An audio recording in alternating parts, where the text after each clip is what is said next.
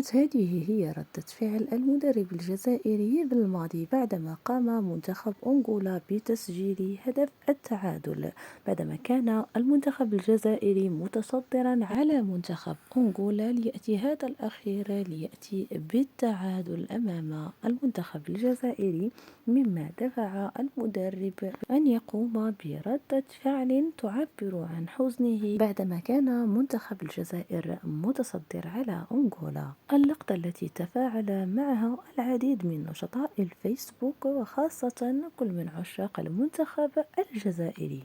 أما عن الهدف الأول فكان بعد تمريرة رائعة من اللاعب بليلي ليسجل بعدها اللاعب بغداد بنجاح. لا تنسوا الاشتراك في القناة وتفعيل الجرس ليصلكم كل جديد.